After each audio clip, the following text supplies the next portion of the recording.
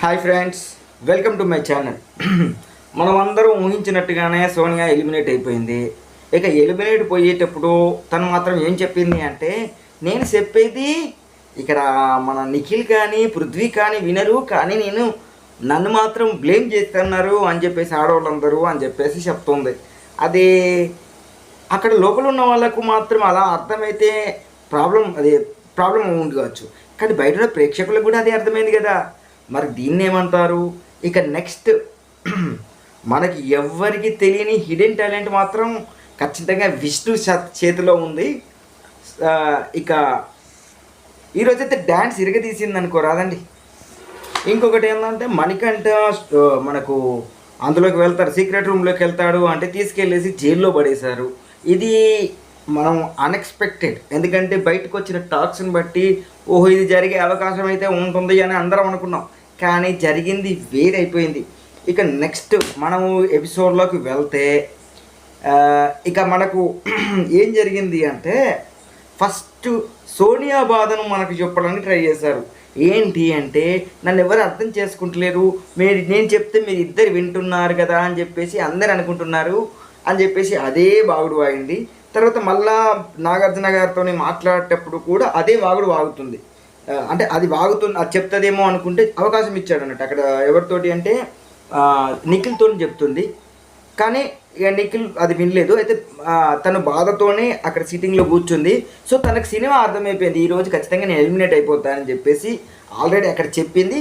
So తనకు strong, ఎందుకంటే ఎట్లయితే మన అభి అయితే ఎట్లా వెళ్ళిపోయాడో నేను కూడా అలానే వెళ్ళిపోతాను కూడా చెప్పింది కదా. సో తన పొజిషన్ అంటే తనకు అర్థమైపోయింది. ఇక సండే ఫన్ డే అని చెప్పేసి నాగార్జున గారు వచ్చాక, కానీ ఫన్గా ఉండకుండా బాధలో కూర్చున్న సోనియాని చూసి నీ బాధ ఏందో చెప్పమ్మా మేము వింటాము అని చెప్తే, ఏం లేదు సార్ అని కళ్ళకు నీళ్లు పెట్టుకొని చెప్తుంది. అయితే ఆ విషయాన్ని ఏంటంటే యష్మి చెప్తుంది, వీళ్ళు ఒక సోనియా సిస్టర్ లాగా వీళ్ళిద్దరికి చెప్తుంది. ఎవరికిద్దరికి? పృథ్వీకి మరియు నిఖిల్కి చెప్తుంది. కానీ వాళ్ళు తీసుకున్నది వాళ్ళు ఇష్టం, కానీ అందరం మిస్అండర్స్టాండ్ చేస్తున్నామా అని చెప్పేసి యష్మికి ప్రాబ్లం అయిపోయింది. ఎందుకంటే యష్మిని ఇన్ఫ్లుయెన్స్ చేయడానికి ట్రై చేసింది. ఇక ఫస్ట్ ఏంటంటే ఎవరైతే టాప్ పొజిషన్లో ఉంటారో వాళ్ళని ఇన్ఫ్లుయెన్స్ చేసి తన దగ్గర పెట్టుకుంటే ఇక గేమ్ మొత్తం అట్లనే ఉంటుంది అనుకుంటా అని అనుకుంది. బట్ తన ప్లాన్ అయితే మిస్ఫైర్ అయిపోయింది అనుకోవచ్చు. ఇక మనం ఇది చూసేది ఉంటే మనకు సెకండ్ సీజన్లో కౌశల్ వర్సెస్ తేజస్విని అనే టాపిక్ ఉంది కదా.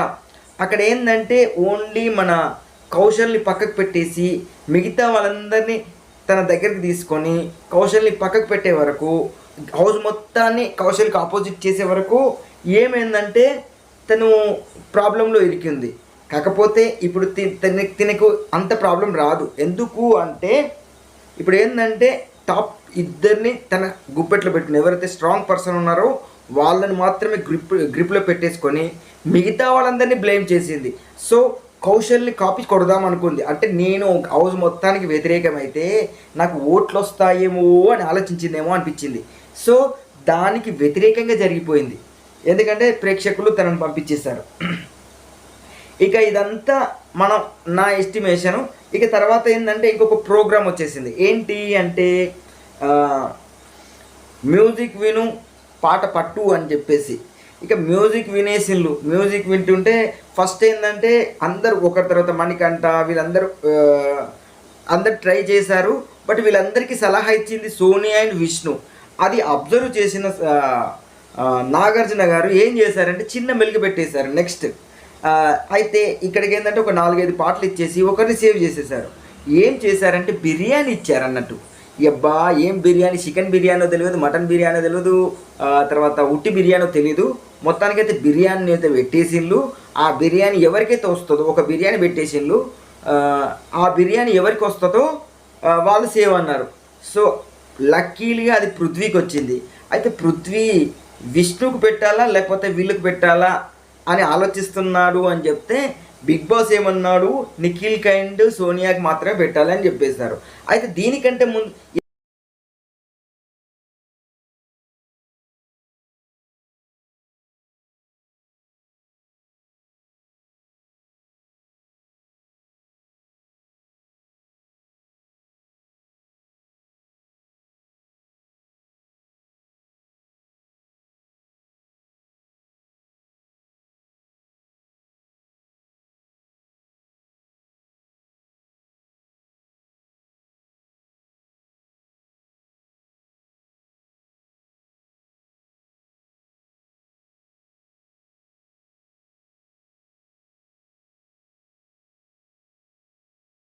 ఇక ఎట్లా వీళ్ళిద్దరే చెప్తున్నారు కాబట్టి ఏం చేసిండు నాగార్జున, ఎగ్జాగాన్ పెట్టారు కదా, ఆ ఎగ్జాగాన్ కాడికి వీళ్ళిద్దరిని పంపించారు, విష్ణును సోనియాను పంపించారు. అయితే విష్ణును సోనియాను పంపించినాక విష్ణు తన విశ్వరూపం చూపించిందేమో అనిపించింది, డ్యాన్స్లో పరంగా కానీ, పాటలకు ఐడెంటిఫికేషన్లో కానీ, తర్వాత ఎగ్జాగాన్లోకి వెళ్ళి ఫోటోలు తీసుకొచ్చి అక్కడ పెట్టడంలో కానీ అన్నీ చూపించింది. ఫస్ట్ గేమ్ తప్ప, ఫస్ట్ గేమ్ తప్ప మిగతా అన్నీ క్లీన్ స్వీప్ చేసేసింది మన విష్ణు. ఎట్లా క్లీన్ స్వీప్ చేసింది అంటే ఫస్ట్ది కూడా తను గెలిచింది, కాకపోతే పృథ్వీ చిన్న ఏంటంటే తన తప్పుడు నిర్ణయం వలన అది డిస్క్వాలిఫైడ్ అయిపోయింది అంతే తప్ప, కానీ అది కూడా తను గెలిచేసింది. ఈ విధంగా గెలిచే వరకు 40,000 ఇచ్చారు. ఈ 40,000 ఇస్తే మొత్తం ప్రైజ్ మనీ ఎంత అయిందంటే ఫస్ట్ ఏమో 11 lakhs ఉండే, ఈ వీకు 3 lakhs గెలిచారు. అంటే 11,60,000 ఉండే, ఈ వీక్ 3 lakhs గెలిచారు, అంటే 14,60,000. అయితే 14 lakhsని కలిపేసి 15 lakhs రౌండ్ ఫిగర్ చేసేసారు. మొత్తానికైతే ప్రైజ్ మనీ పెరుగుతూ పోతుంది. ప్రీవియస్ ఒక గేమ్లో మనకు పాతగా జరిగింది, ఒక దాంట్లో తగ్గుతూ పోయి మళ్ళీ పెరుగుతూ పోయింది, పెంచేసేసారు. సో ఇప్పుడు కూడా ఒకవేళ అంతకంటే ఎక్కువ అయిపోతుందేమో అని చెప్తున్నారు, కానీ లాస్ట్కి ఏం చేస్తారంటే ఏదో తోకలు పెట్టేసి గీకలు పెట్టేసి అదే 50 లక్షలకు ఫిక్స్ చేసేస్తారు. అది అందరికీ తెలిసిన విషయమే. ఇక నీకే అంకితం అని చెప్పేసి ఇంకో గేమ్ పెట్టేశారు. ప్రతిసారి ఇప్పుడు ఏంటంటే నిన్ననే మనీ కొంచెం డల్గా అయిపోయాడు, ఎందుకంటే ఇక డేంజర్ జోన్లో ఉన్నావు నువ్వు, కాబట్టి సేవ్లో వచ్చినప్పుడు నువ్వు రావు అని చెప్పేసి, సో సేఫ్లోకి రావు కాబట్టి ఇప్పుడు ఏంటంటే ఆ సేఫ్లోకి వెళ్ళి తీసుకొని అట్లే పాపం దిమ్ము కూర్చున్నాడు.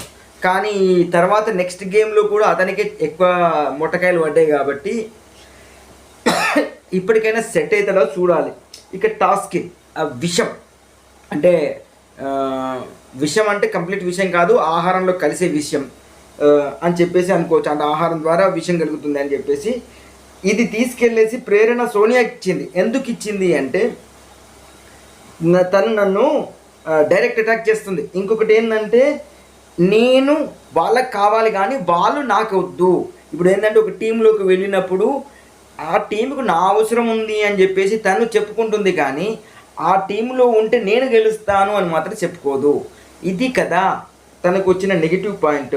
ఇక నెక్స్ట్ నౌనిక కాదు నైనిక, ఎందుకంటే నోనికా కదా, ఎందుకంటే ఏం మాట్లాడట్లేదు కాబట్టి ఈ ఫస్ట్ వీక్లో ఉన్నంత స్ట్రెమినా ఇప్పుడు లేదు కాబట్టి మనం నోనికా అని చెప్పేసి వచ్చేసింది నోట్లోకి.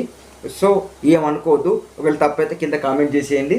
నెక్స్ట్ నైనికకి వచ్చేసి లౌడ్ స్పీకర్ విష్ణుప్రియ, మనకు తెలిసిన విషయమే, ఎందుకంటే ఎప్పుడు పడితే అప్పుడు ఎక్కడ పడితే అట్లా మాట్లాడుతుంది. అంటే నాకు మా అమ్మ చిన్నప్పుడు వస ఎక్కువ పోసింది, మాటలు రావేమో అని చెప్పేసి అందుకు ఎక్కువ వాగుతున్నా అని చెప్పింది. సో నత్తి మెదడుతోటి ఎక్కువ వాడితే చాలా కష్టమైపోతుంది కదా. ఇక నెక్స్ట్ సీతాకు విక్టిమ్ కోడ్ వచ్చింది. విక్టిమ్ కోడ్ వచ్చేసి ఎవరికి యూజ్ చేస్తాం? ఖచ్చితంగా మనకి యూజ్ చేస్తాం, ఎందుకంటే ఒకసారి ఒకలాగా ఉంటాడు. ఏంటంటే ఇప్పుడు ఒక డైలాగ్ ఇచ్చేస్తాడు, నేను అట్లా అనుకోలేదు ఇట్లా అవుతుంది కాబట్టి ఇంకోలాగా అవుతుంది అని చెప్పేసి నేను ఇట్లా చేశాను అని చెప్పేసి అది అర్థాలా తోక లేకుండా మాట్లాడతాడు. కాబట్టి లాస్ట్కి ఏంటంటే తన మీద సింపతి తెచ్చుకునే విధంగా ఆడతాడు. సో అది మనకు తెలిసిన విషయమే. తర్వాత ఆదిత్య నెగిటివిటీ మనకి అయితే సీత స్టార్ట్ చేసింది మన మీద మళ్ళా నెగిటివ్ ఓట్లు పడడం, అది కంటిన్యూ అవ్వకుండా పోయింది. తర్వాత ఏంటంటే ఇక తర్వాత నబీల్కి వచ్చింది సేఫ్ ప్లేయర్ నిఖిల్, ఖచ్చితంగా సేఫ్ ప్లేయర్. ఎప్పుడంటే ఎవరిది ఒకటి ఉంటుంది, ఒక పద్యం కూడా వచ్చేస్తుంది, నొప్పింపక తానవ్వక తప్పించుకు తిరుగువాడు ధన్యుడు సుమతి అని చెప్పేసి ఒక పద్యం ఉంటుంది సుమతి శతకంలో. సో అది ఖచ్చితంగా మన నిఖిల్కి అయితే వర్తిస్తుంది. ఇక పృథ్వీ వచ్చేసి పృథ్వీకి ఏంటంటే మ్యానిపులేటర్ అని చెప్పేసి మణికంఠకి ఇచ్చింది.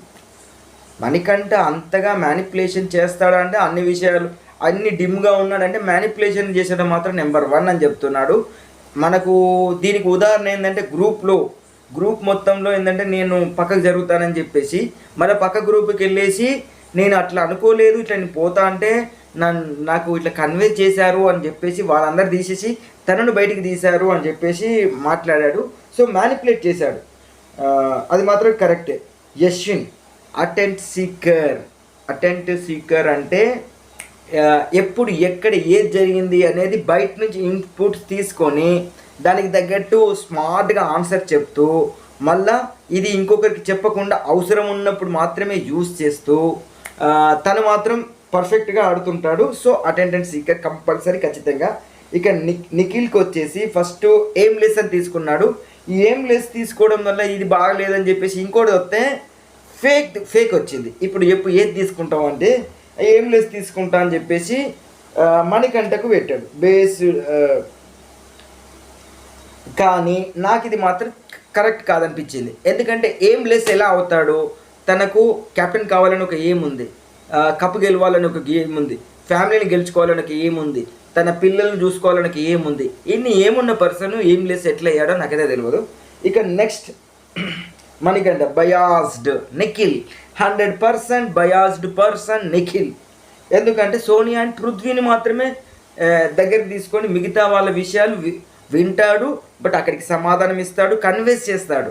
సో అది పక్కకు పెట్టేస్తే ఇక నెక్స్ట్ విష్ణుప్రియకు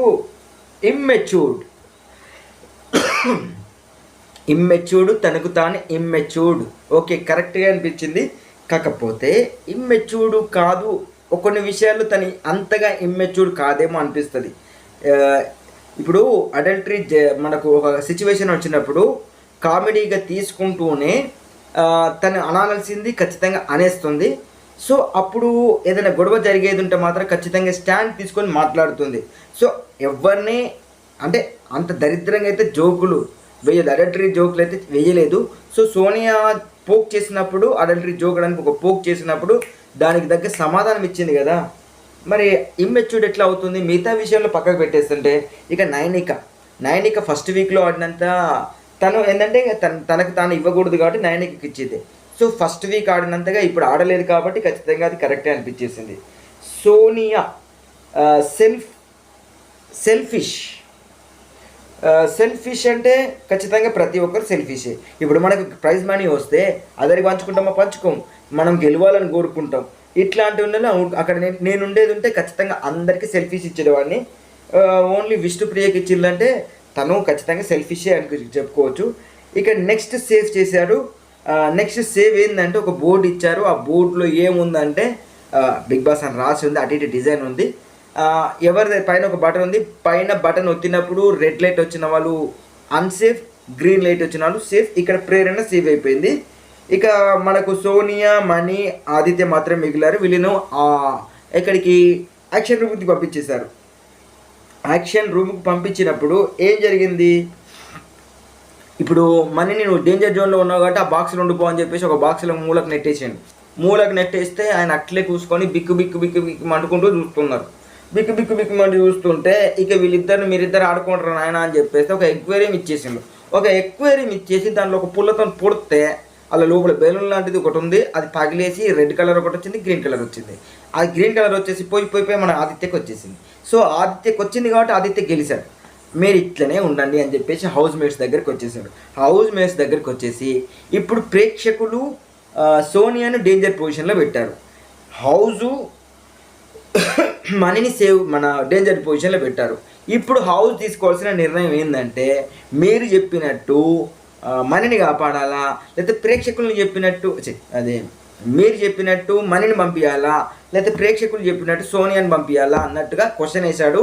కాకపోతే ప్రేక్షకులు చూస్తున్నాడు అని చెప్పేసి అన్నట్టు చూసారా, మీ ఓట్లు ఎవరికి ఎత్తే వాళ్ళు ఉంటారని చెప్పేసి ప్రేక్షకులు చూస్తాను అని చెప్పింది చూసినావా, అక్కడే చిన్న లాజిక్ ఉంది.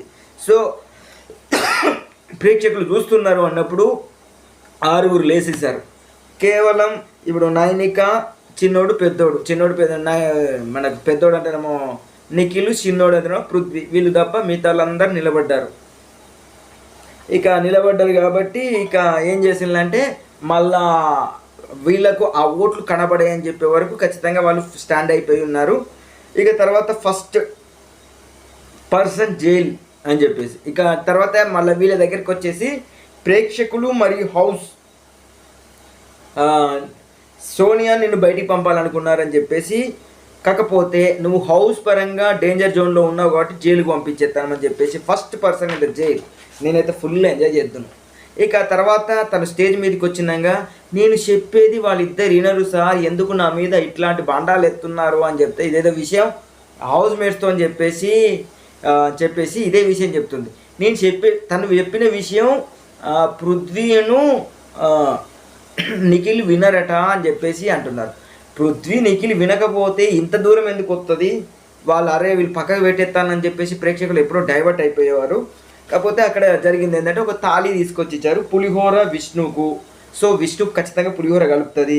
తర్వాత కాకరకాయ సీత తనకు నచ్చని విషయాలు వినరు అంటారు. ఎవరు వినరు. ఇప్పుడు సోనియా కూడా వినదు. తనకు ఎవరికైనా కానీ నచ్చని విషయాలు ఉంటే ఎవరు వినరు.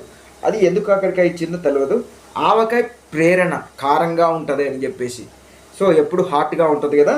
సో హాట్గా ఉంటుందంటే అది వేరే మీటింగ్ వస్తుంది, ఇంకో మీటింగ్ వస్తుంది.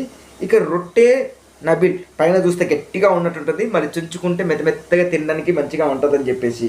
ఇక పాయసం పృథ్వీని, అన్నాన్ని నిఖిల్కి. ఎందుకంటే పాయసం అంటే ఇష్టంగా స్వీట్ కాబట్టి తింటాం, అన్నం లేకపోతే ఏమీ లేదని చెప్పేసి చెప్తుంది. ఇక్కడ నాకు కాంట్రడిక్షన్ వచ్చింది. ఎందుకంటే ఇప్పుడు నిఖిల్ లేకపోతే హౌస్ మేట్స్ ఏం ఆడరా అని, అది మాత్రం తప్పు అనిపించేసింది. తర్వాత చేపల వేపుడు మాత్రం యష్మికి ఇచ్చింది. సో చేపల వేపుల్లో ముళ్ళులు ఉంటాయా అంటే నామినేషన్స్ అప్పుడు ఖచ్చితంగా ఉంటాయి. ఇప్పటిదాకా ఎవరితో నేను అంతగా మింగిల్ కాలేదు లేడీస్ తోటి, ఫస్ట్ యష్మితోనే మింగిల్ అవుతున్నాను అని చెప్పేసింది. సో ఇక్కడ నాకేమనిపించింది అంటే ఇక యష్మి కాపాడబడింది అని. ఎందుకు అంటే ఇప్పుడు ఆల్రెడీ తను అండర్స్టాండ్ చేసుకోలేకపోతున్నారు, మిస్అండర్స్టాండ్ చేసుకుంటున్నారు హౌస్ అని చెప్పేసి కొంత ఇన్ఫ్లుయెన్స్కు గురైంది. ఎందుకంటే తను వీళ్ళందరూ ఒక టీంలో ఉండి ఆడారు కాబట్టి అలాంటి ఆలోచన వచ్చిందా అని చెప్పేసి నాకు అనిపించింది. సో యష్మి అయితే కాపాడబడింది, అంటే కాపాడింది, తను ఏమంటే రక్షించబడుతుందో కాపాడబడుతుందో ఇవన్నీ కొన్ని పర్యాయ పదాలనే కదా, తను మాత్రం సేఫ్ అయిపోయిందని చెప్పుకోవచ్చు. ఇక తర్వాత అప్పడం నైనిక. సో అప్పడాన్ని కూడా నైనికకి ఇచ్చిండు. నేను తమ్ముడు అని చెప్పేసి ఆయన ఎంబడి పడ్డది. మరి ఆయనకైతే ఎటువంటి అవైతే ఆపర్చునిటీ అయితే ఇవ్వలే కదా. ఇక మొత్తానికైతే ఇక నిఖిల్ను మన ఎవరిని సీతను మన మనీని జైల్లో ఏమని చెప్పేసి ఆ తాళచేతిని నైనికతో తెప్పించేసి సీతకి ఇప్పించేసి తను జైలుకి పంపించేసిన తర్వాత, ఈమెను బయటికి పంపించేసిన తర్వాత ఇప్పుడు ఏం చేసిందంటే ఈసారి మిడ్ వీక్ ఎలిమినేషన్ ఉంటుంది అని చెప్పారు. ఈ వీక్ రేపు మనకు సోమవారం రోజు నామినేషన్ స్టార్ట్ అవుతే బుధవారానికి మిడ్ వీక్ అవుతుంది. బుధవారమే అయితేనే మిడ్ వీక్. అక్కడ నాకు తెలిసి అయితే మణికంఠను ఎలిమినేట్ చేస్తారేమో డౌట్, ఎందుకంటే ఓట్లు ఖచ్చితంగా మణికంఠకు అంతగా పడదేమో అని చెప్పేసి, లేకపోతే ఆదిత్య ఎలిమినేట్ అవుతాడు. సో మనీకి ఆదిత్యకు ఖచ్చితంగా ఈసారి డేంజర్ జోన్లోనే ఉన్నారని మనం ముందుగానే ఊహించుకోవచ్చు. ఒకవేళ వీళ్ళిద్దరిట్లో ఎవరో ఒకరు ఖచ్చితంగా నామినేషన్లోకి వస్తే వాళ్ళిద్దరిట్లో ఒకరు ఖచ్చితంగా ఎలిమినేట్ అయిపోతారు. ఇది నా రివ్యూ. ఇంకొకటి ఏంటి అంటే ఇప్పటిదాకా వీడియో మొత్తం చూస్తున్నారు, కానీ ఒక లైక్ కానీ ఒక షేర్ కానీ చేస్తలేరు. 90% పీపుల్ వితౌట్ సబ్స్క్రిప్షన్ చేస్తున్నారు. ఒక సబ్స్క్రైబ్ చేస్తే నాకు కూడా కొంచెం హ్యాపీగా ఉంటుంది, వీడియోస్ కొంచెం గట్టిగా చేస్తా. ఇది నా రివ్యూ కనుక నచ్చినట్లయితే లైక్ చేయండి, నా రివ్యూస్ని అందరికీ అందేలాగా షేర్ చేయండి, మా ఛానల్ను ఖచ్చితంగా సబ్స్క్రైబ్ చేసుకోండి. Thank you.